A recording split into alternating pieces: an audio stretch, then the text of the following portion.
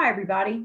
As discussed, I am continuing on with our lesson for Module 1, and this is how to graph a logarithmic function, which is similar to graphing our exponential functions, which I'm going to kind of make the comparison between the two.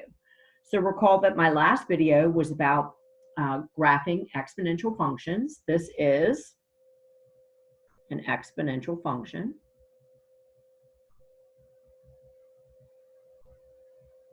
And we started graphing these by finding the asymptote.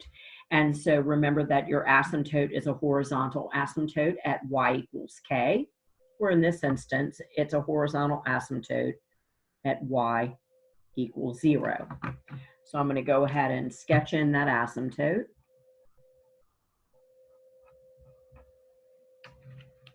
Then I'm going to type the function into my calculator.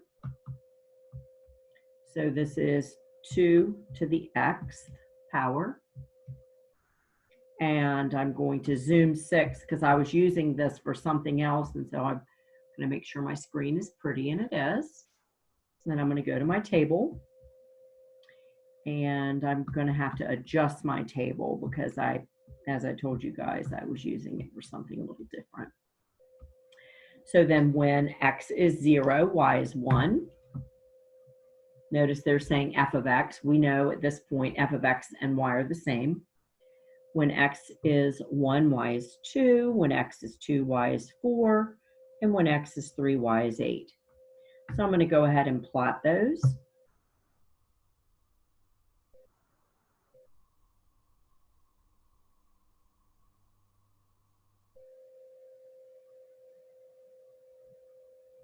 And then make a smooth continuous curve.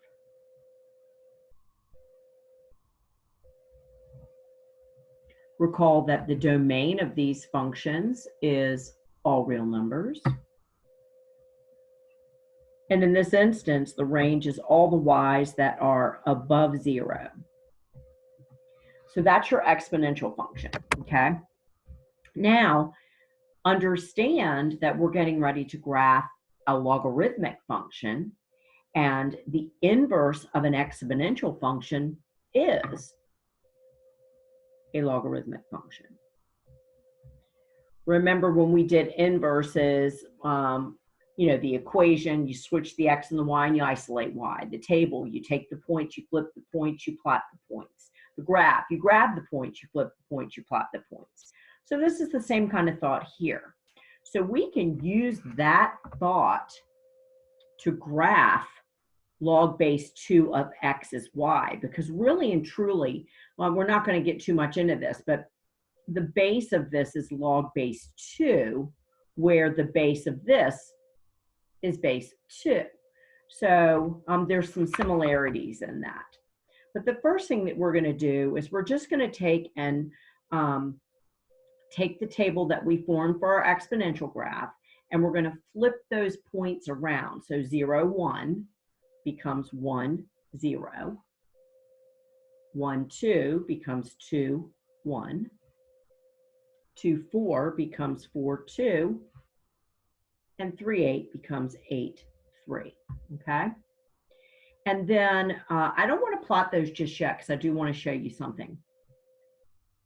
If the asymptote of an exponential function is a horizontal line at y equals k, then the asymptote of a logarithmic function is a vertical line at x equals h. So here, this is like saying log base 2 of x plus 0 plus 0. So both my h and k are 0. So my asymptote for my logarithmic function is the vertical line x is equal to 0. So I'm going to go ahead and plot x is equal to 0, a vertical line at 0.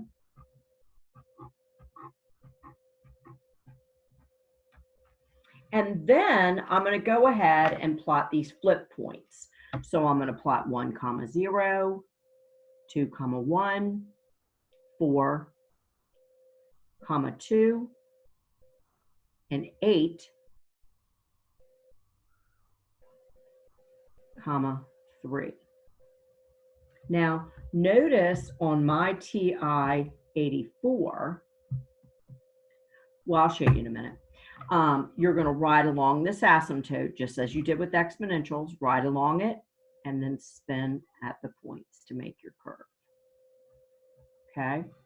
The good news is I am going to show you how to use your calculator to graph anything that's log-based anything, so you guys don't need to worry about translating this into an exponential function to then turn around and figure out it's the points to make your logarithmic function. Okay, just don't stress on that. But let's talk about the rest of these notes here. So additionally, since the exponential functions and the logarithmic functions are inverses, their domain and ranges are similar, just reversed. So since the domain, for all exponential functions is all real numbers, I should say real numbers, that means that the range for all logarithmic functions is all real numbers. So basically they just switch jobs, okay? Which makes your domain the limited one in your logarithmic functions. So again, your range is all reals. You're coming from the bottom and you're increasing forever. So your range is all reals, but your domain is limited at that asymptote.